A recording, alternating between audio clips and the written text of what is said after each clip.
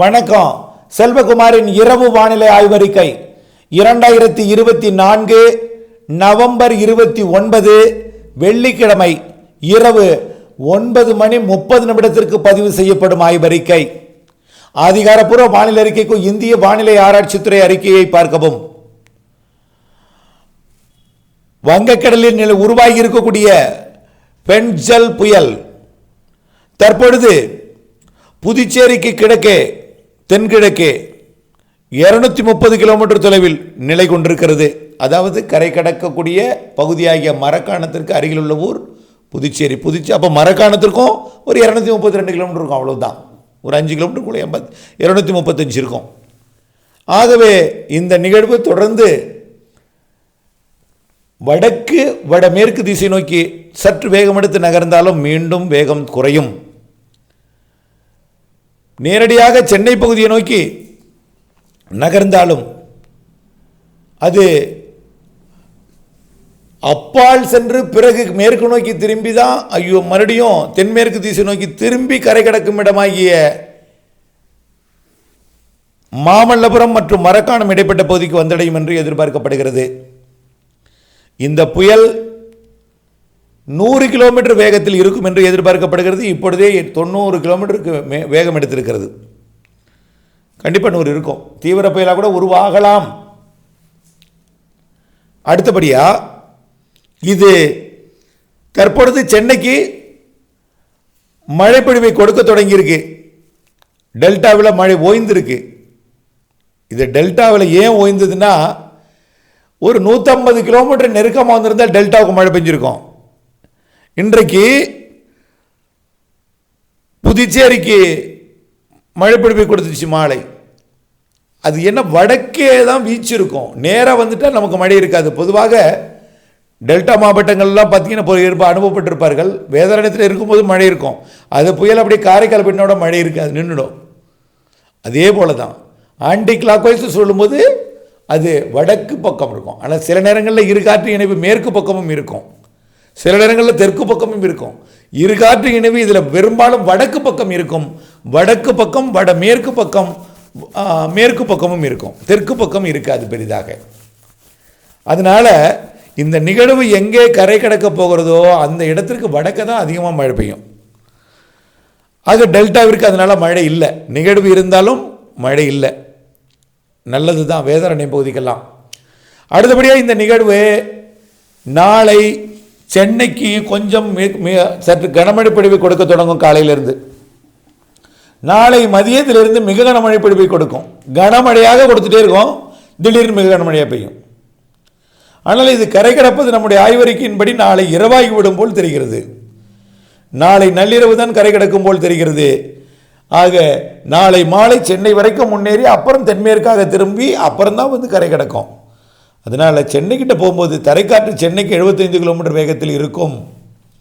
தரையிலிருந்து கடலுக்கு போகிற புயலுக்கு போகும் காற்று, புயல் காற்று இல்லை, புயலுக்கு போகும் காற்று. அடுத்தபடியாக கரை கடக்கக்கூடிய இடத்தை நோக்கி நகரும் நெருங்கும் பொழுதும் மழை தொடங்கி காற்று இருக்கும். மதியத்திலிருந்து நல்ல காற்று அடிக்க ஆரம்பிச்சிடும். காலையிலிருந்தே காற்று, மதியத்தில் தீவிரமான காற்று. ஒரு 75 கிலோமீட்டர் காற்றெல்லாம் மாலையில் இருக்கும். மாலையில் முன்னிரவிலையும் இருக்கும். அது மரக்காணம் போய் கரை கடக்கிற வரைக்கும், மாமல்லபுரத்துக்கிட்டேயோ மரக்காணத்துக்கு இடைப்பட்ட போய் கரை கடக்கிற வரைக்கும் காற்று சென்னையில் இருந்துகிட்டு இருக்கும், மழை இருந்து கொண்டே இருக்கும். போய் திரும்பும் பொழுது தான் அது நின்று திரும்பும் என்பதனால காற்றில் கொஞ்சம் முறிவுதலாக ஏற்படும் பொழுது அதிகமாக மழை பொழிவு கொடுக்கும் சென்னைக்கு. ஆக கண்டிப்பாக அந்த சென்னையில் கொடுக்கக்கூடிய ஆரம்ப மழை தொடக்கம் கோயம்புத்தூர் வரைக்கும் இருக்குங்க. அது நகர்வு பாலக்காட்டு கணவை வழியாக அரபிக்கடல் போகிற வரைக்கும் அதோட நகர்வு மழை பொழிவை கொடுக்கும். சரி, சென்னைக்கு காற்று சொல்லியாச்சு. மழை எவ்வளவு? ஆக மழையை பொறுத்த வரைக்கும் 25 சென்டிமீட்டர் குறையாது, கூடதாக தான் இருக்கு. நல்லா கம்மியாக சொல்கிறேன். ஏன்னா இப்போ பயப்பட மாட்டீங்க நீங்கள், ஏன்னா நிறைய சொல்லி சொல்லி பழகிட்டீங்க. ஆனால் சென்னை மக்கள் இது வராது அப்படின்னு நினச்சிட்ருங்க. ஆகவே சென்னைக்கு 30-40 சென்டிமீட்டர் சொல்கிறதெல்லாம் சர்வசாதாரணம். ஆகவே இது 35 சென்டிமீட்டர் வரைக்கும் பெய்யலாம் அந்த 12 மணி நேரத்தில். ஆகவே ஒரு 24 மணி நேரத்தில் அது ஒரு 35 சென்டிமீட்டர் கொஞ்சம் கூடுதலாக இருந்தாலும் இருக்க வாய்ப்பு இருக்கு. ஆனால் அச்சப்பட வேண்டாம். ஆனால் இது வந்து மிக்ஜம் புயல் போல் இருக்காது. அது ஏரி குளங்கள்லாம் நிரம்பி இருந்துச்சப்போ ஆந்திராவில் மழை பெய்தது. அது நெல்லூர் போகணுன்னா ஆந்திராவில் பெய்யுது, ஆந்திர தண்ணி திருவள்ளூர் வந்துச்சு, திருவள்ளூர் ஏரியா உடச்சிச்சு, திருவள்ளூர் தண்ணி சென்னைக்கு வந்துச்சு, காஞ்சிபுரம் வந்துச்சு, செங்கல்பட்டு வந்துச்சு, எல்லாம் வந்துச்சு. அதோடு இதோட ஒப்பிடாதீங்க. அது ஆந்திராவில் அவ்வளோ மழை பெஞ்சுது. இது பெரும்பாலும் மழை இந்த சென்னை ஒட்டியுள்ள மாவட்டங்களில் தான் அதிகமாக பெய்யும். ஆனால் அதுக்கப்புறம் உள்ளார செயலிழந்தோன்னா அப்புறம் பெய்யும், அது சென்னை அப்போ தப்பிடும்.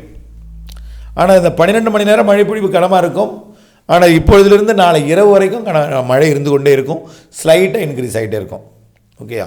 சரி, கரை கடக்கும் பொழுது என்னாகும்? புஷ்ஷுன்னு அப்படியே பெருசாக விரிவடைஞ்சிடும், தாழ்வு மண்டலம் ஆகிடும். அப்போ என்னாகும்? சென்னைக்கு கிட்ட கொடுத்துக்கிட்டு இருந்த மழை திடீர்னு கடலூர் கொடுக்க ஆரம்பிச்சிடும், மயிலாடுதுறை கொடுக்க ஆரம்பிச்சிடும். சரி, நாளைக்கு டெல்டாவுக்கு மழை உண்டு. எப்படின்னா, இது கரை கடக்க நெருங்கும் பொழுது சென்னைக்குள்ளே வீசுகிற காற்று, அதுக்குள்ளே வரக்கூடிய அந்த நீராவி அப்படியே வடக்கிலிருந்து தெற்கு நோக்கி வரும் மேகம். வடக்கிலிருந்து தெற்கு நோக்கி மேகம் நமக்கு டெல்டா மாவட்டங்களில் லேசான மழைப்பொழிவை, தூறல் மழைப்பொழிவை, சாரல் மழைப்பொழிவை நாளைக்கு கொடுக்கும். சனிக்கிழமை தூறல் சாரல் மழைப்பொழிவு, அதுக்கு பாதிக்கும் மழைப்பொழிவு இல்லை. சரி, எப்போ கனமழை? நாளை நெருங்கி நள்ளிரவுக்கு பிறகு கரை கடந்த பிறகு அது 1ஆம் தேதி, டிசம்பர் 1ஆம் தேதி செயலிழக்கும் பொழுது, விரிவடையும் பொழுது டெல்டாவிற்கும் மழைப்பொழிவு கிடைக்கும். ஆனால் டெல்டாவிற்கு பாதிக்கும் மழைப்பொழிவாக அது அமையாது. ஆனால் நல்ல ஒரு மழைப்பொழிவு கிடைக்கும் டிசம்பர் 1ஆம் தேதி 2ஆம் தேதி. எங்கே அதிக மழைப்பொழிவுன்னா கடலூர், அரியலூர், பெரம்பலூர், கள்ளக்குறிச்சி, அதுக்கு செயலிழந்த பிறகு இந்த மாவட்டங்கள்லாம் மழைப்பொழிவு கிடைக்கும். கள்ளக்குறிச்சி, விழுப்புரம், திருவண்ணாமலை, திருப்பத்தூர், வேலூர், ராணிப்பேட்டை, காஞ்சிபுரம் மாவட்டத்தின் மேற்கு பகுதி. அப்புறம் அது நகரும் பொழுது பார்த்திங்கன்னா 1ஆம் தேதி உள்ள நகரும் பொழுது இன்னும் சேலம், நாமக்கல், கிருஷ்ணகிரி, தருமபுரி, திருச்சி மாவட்ட வடக்கு பகுதி மற்றும் கரூர், ஈரோடு, அப்புறம் அப்படியே கோயம்புத்தூர், திருப்பூர், திண்டுக்கல் மாவட்ட பகுதிகள். பிறகு அப்படியே ஈரோடு, நீலகிரி, கர்நாடகாவின் பெங்களூரு, மைசூர் உள்ளிட்ட பகுதிகள். 2ஆம் தேதி தான் கோயம்புத்தூர் மாவட்டத்துக்குள்ளே போகும். 2ஆம் தேதி அங்கே மழை. என்ன சார் 1ஆம் தேதி காணும்னு சொல்லக்கூடாது, 2ஆம் தேதி தான் வரும், இல்லாட்டி 1ஆம் தேதி இரவு தான் வரும். 1ஆம் தேதி 2ஆம் தேதி தான் வரும். 1ஆம் தேதி இரவோ 2ஆம் தேதி அதிகாலையோ தான் வரும். அது பகல் இரவெல்லாம் பார்க்காது, எப்போ வந்தாலும் மழைப்பொழிவை கொடுக்கும். நிறைய மழைப்பொழிவை கொடுக்குங்க. உள் மாவட்ட மக்களை பொறுத்த வரைக்கும் நேரி குளங்களை நிரப்பும் மழை கண்டிப்பாக கிடைக்கும். ஆக அப்படியே பாலக்காட்டு கணவாய் வழியாக அரபிக்கடல் போய் அங்கிருந்து கொண்டே நீலகிரி மாவட்டத்துக்கும் வால்பாறை கொடுக்கும். போகும்பொழுதும் கூட வால்பாறை நீலகிரி கொடுக்கும், கர்நாடகாவுக்கு கொடுக்கும். நீலகிரி மழைப்பொழிவு அப்படியே பவானி சாகருக்கு நீர்வரத்தை கொடுத்து பவானி சாகரை நிரப்பும். கர்நாடகாவில் பெய்யக்கூடிய மழைக்கு மேட்டூருக்கு கொஞ்சம் கூடுதல் நீர்வரத்தை கொடுக்கும். அடுத்தது பார்த்திங்கன்னா மேட்டூர் அணைக்கு இடைப்பட்ட, மேட்டூருக்கும் கர்நாடக அணைக்கும் இடைப்பட்ட பகுதியில் கூட நல்ல மழைப்பொழிவு கொடுக்கும். ஆக இப்படியெல்லாம் மழைப்பொழிவு தெரிகிறது அங்கே. ஆக நிறைய மழைப்பொழிவு உள் மாவட்டங்களுக்கும் கொடுக்க போகிறது போய் என்பதை நீங்கள் நினைவில் கொள்ள வேண்டும். சரி எல்லாம் சொல்லிட்டீங்க. தென் மாவட்டங்கள் என்னாச்சு? தென் மாவட்டங்களுக்கும் கொடுக்கும். அது திண்டுக்கல் மற்றும் திருப்பூர் மாவட்ட பகுதிக்கு வரும்பொழுது, திருச்சி மாவட்ட பகுதிக்கு வரும்பொழுது, திருச்சி தெற்கு மதுரைக்கும் கொடுக்கும். ஆனால் லேசான மிதமான மழைப்பொழிவாக கொடுக்கும். எல்லா மாவட்டங்களும் கொடுக்கும், கன்னியாகுமரி வரைக்கும். ஆனால் ஆங்காங்கே அவ்வப்பொழுது கொடுக்குமே தவிர நிறைய மழைப்பொழிவு. அடுத்த நிகழ்வு வருகிறது, உங்களுக்கு கவலைப்படாதீர். 5ஆம் தேதி வருகிறது. தென் மாவட்டங்களுக்கு, டெல்டா மாவட்டங்களுக்கு, மத்திய மாவட்டங்களுக்கு, பற்றாக்குறையாக இருக்கக்கூடிய மாவட்டங்களுக்கு, தென் மாவட்டங்களுக்கெல்லாம் 5ஆம் தேதி, 6ஆம் தேதி, 7ஆம் தேதி, 8ஆம் தேதி வாக்கில் அடுத்த நிகழ்வு வரை இருக்கிறது. அந்த நிகழ்வும் மழைப்பொழிவை கொடுத்து விட்டு போன பிறகு அடுத்த நிகழ்வும் இருக்கிறது. அடுத்த நிகழ்வு தான் வலுவான நிகழ்வு. 10ஆம் தேதிக்கு மேலே உருவாகி, 13ஆம் தேதிக்கு மேலே உருவாகி, 23ஆம் தேதிக்குள்ளே நிறைய மழைப்பொழிவை கொடுத்து 17, 18, 19 தேதிகளில், 16, 17, 18, 19 தேதிகளில் அது தீவிரமாகி நிறைய மழைப்பொழிவை கொடுத்து விட்டு விலகும். ஆக மழைப்பொழிவு தென் மாவட்டங்களுக்கு ஒதுக்குகிறது என்று நினைக்க வேண்டாம். மழைப்பொழிவு நிகழ்வு இருக்கிறது, இதுவே கொடுக்கும். அடுத்ததும் நிறைய கொடுக்கும். அடுத்தது ஒரு 2 நாளில் வரப்போகுது, அவ்வளோதான். கொஞ்சம் அட்ஜஸ்ட் பண்ணி தான் ஆகணும். நிகழ்வு வடக்கே போனதுனால அங்கே தென் மாவட்டத்துக்கு எட்டலை. ஆனால் அதிர்ஷ்டவசமாக பாலக்காட்டு கணவாய் வழியாக போகிறது. நாம் அறிவித்த வழித்தடம் தான் அது, முன்கூட்டியே அறிவித்த வழித்தடம் தான். ஆக கண்டிப்பாக மழைப்பொழிவு கொடுக்கும். அடுத்தடுத்த நிகழ்வுகள் இருக்கிறது தென் மாவட்டங்களுக்கு என்பதை புரிந்து கொண்டு தற்பொழுது சென்னை உள்ளிட்ட வடகடலோர மாவட்டங்களுக்கு அச்சமோ பீதியோ ஏற்படுத்தி கொள்ளாமல் நாளைக்கு ஒரு நாள் ஒரு 12 15 ஒரு 24 மணி நேரம் மற்றும் அந்த பிரச்சனையை நாம் எதிர்கொள்வதற்கு நாம் தயாராக இருந்தாலே போதும் முன்னெச்சரிக்கையுடன். பிறகு உள் மாவட்டங்களுக்கு நிறைய மழைப்பொழிவை கொடுத்து கொண்டு போகும். அதுலேயும் தாழ்வான பகுதிகளாக இருந்தால் அது கொஞ்சம் பிரச்சனையை கொடுக்கும். அதான் தெரியுமே, நிறைய இடத்துல மழை பெய்யும்போது கூட ஆங்காங்கே பிரச்சனையை கொடுத்தது. கடந்த கோடை மழை பொழிவு கூட தென்மேற்கு பருவமழை வடகிழக்கு பருவமழை கூட ஆங்காங்கே பிரச்சனையை கொடுத்தது. ஆனால் நிறைய பேருக்கு ஏரி குளங்களுக்கு வேண்டும் தண்ணீர், அணைகளை நிரப்ப வேண்டும் என்று எதிர்பார்த்து கொண்டிருக்கிறார்கள். அவையெல்லாம் நிரம்பும் என்பதை தெரிவித்துக் கொண்டு தொடர்ந்து வானிலை அப்டேட்ஸுடன் இணைந்திருந்து வானிலை மாறுதல் இருந்து பணி செய்து லாபமடைய அன்போடு கேட்டுக்கொள்கிறேன். நன்றி.